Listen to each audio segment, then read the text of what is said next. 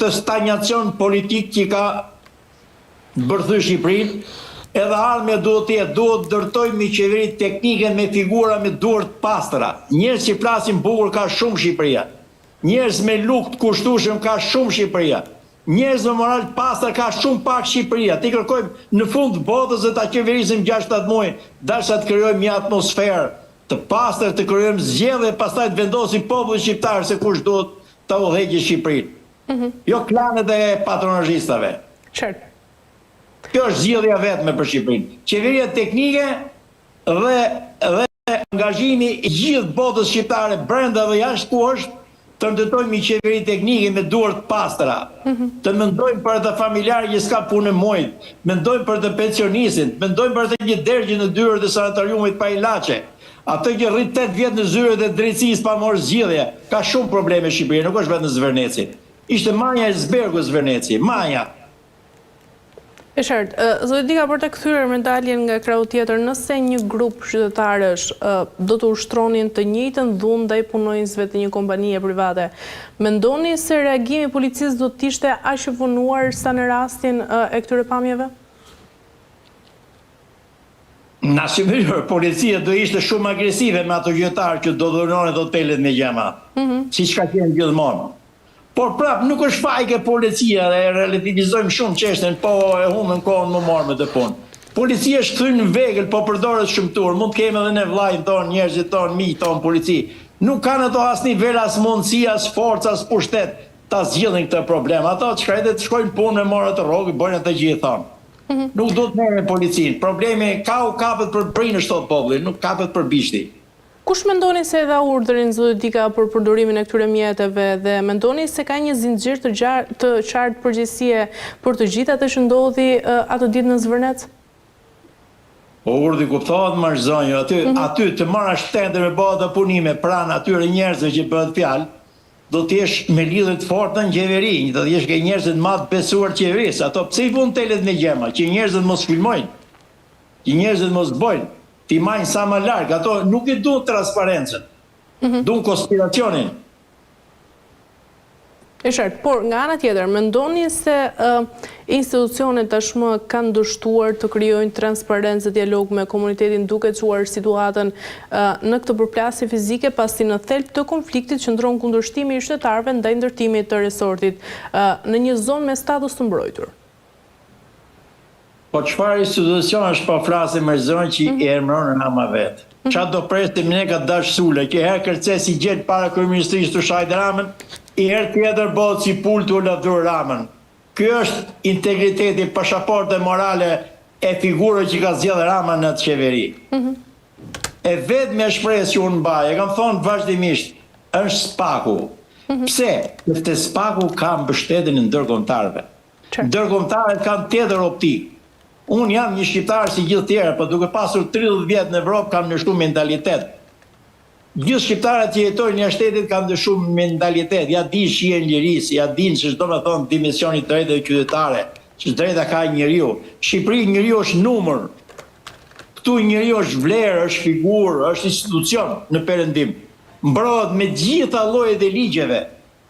Shqipëria është një numër, mund ta shtyri një polic, mund ta thyejë një punonjës zyre, mund ta përcjellë kujdetet shefi, mund ta hallë gjithkush me të. Është një ndryshim i madh, Prandaj unë bëj thirrje vazhdimisht ta mbështesim të protestë. Është rasti vetëm dhe i artë ku Shqipëria mund të ndryshojë. Bëj thirrje me shpirt pastër, vërtet. Në këtë rast, Zotika, keni ju edhe një thirrje për opozitën? Opozita duhet të jetë më e qartë, më e hapur dhe duhet ta godas çdo oferë. Nuk do të shohë interesin e vet partijak, të kemë mirë marrëdhënie me dhe. Fundit nuk është Trumpi Amerika. Amerika është shumë më madhe se Trumpi. Është një vend që funksionon me pushtete të pavarur, me institucione të pavarur, me allga të pakontrolluar nga presidenti. Po të jetë një figurë e pastër, po patë mbështetjen e popullit, ke mbështetjen e gjithë botës. Po s'patë mbështetjen e qytetarëve tuaj, s'ke mbështetjen askujt në botë. Iku koha, çdo politikan duhet t'i thrasin mendjes. Nuk do të thjesht me konjunkturën ndërkombëtare. Kështu po ma Rama, por do ta ketë fundin shumë tillët. Përplasjen që pati kryeministri i Shqipërisë Edi Rama zoti Dika me Greqinë, si e keni parë se i përket këtij rasti? Është komod shumë një ta shohësh gjithmonë problematikën, dështimin tënd tek të tjerët. Edhe Rama këtë po bën. Po kur vite Greqia, kur vishin autobusët e Greqisë, me sjell votues Shqipëri me mosh mitingjet, sepse në fund edhe 20 janarin Rama me autobusët e Greqisë ka krijuar. Por nuk e përmend atë punë. Përmend kësaj radhe. Në Greqi normali do ketë autobusa. Ligjëra ishte e sajume me inteligjencë artificiale se kam analizuar dje. Aty njerëzit që ishin me xhuba, i përkiste një muaj tjetër të vitit. Por ato që merren me punë i ka pa nivel Rama dhe patronazistë i ka pa nivel të arsimuar. Nuk duhet ta bësh atë gaf, kanë zbuluar veten e vet. Kontrollojeni mirë ato autobuset, i keni gjithë pasagerët me xhuba, vesh për dimër. Qartë. Zoti Dika, nga ana tjetër, ngjarja sigurisht ka hapur dhe debatin mbi raportin mes interesit publik, por dhe investimeve strategjike. Pra, në këtë rast, kur përplasen interesat e investitorëve më të drejtat e komunitetit lokal, kush duhet të ketë përparësi sipas jush edhe pse? Për mendimin tim, përparësi do të ketë gjithmonë interesi publik shqiptar. Por ka një duguri që ne na bën shumë mos besues ndaj Ramës. Po të analizojmë gjithë investimet tona strategjike përfundojnë o në një figurë të botës së krimit, o në një figurë të lidhur me ministrat e qeverisë Rama, o në një figurë për qoka politike që në rastin e Sazanit dhe Gjadit Lekës. Nuk këllon kur që ta ketë marrë një imprenditor serioz që është larg pushtetit, por për merita. Nuk ka meritokraci në marrjen e investimeve në Shqipëri. Nuk ka meritokraci. Gjithë të kohën të mbyllur, të paracaktuara, siç e kanë parë gjithë ato përgjimet me ballukun, të gjithë me telefonata, gjithë me tendër të anulluara, me shtesë të sajuar, siç e parë me Akshin, si do të ketë besim qytetari shqiptar një njeri me nivel mesatar inteligjencë. Pastaj një njeri që han, më falni për shprehjen, si çka gomore çdo lloj ferri i gjej përpara, kështu janë ato njerëz që besojnë çdo gjë që jep media. E qartë, por... Njërë nuk i besoj gjitha. Nga ana tjetër, zoti Dika, nëse ngjarja ishte kaq e qartë, pse institucionet reaguan vetëm pasi pamje të bëhen publike, por të cilat shkaktuan edhe zemërime masiv, pasi edhe vetë kryeministri Edi Rama në daljen e tij publike të parë për asaj përket kësaj çështje tha se reagimi i qytetarëve ishte i drejtë.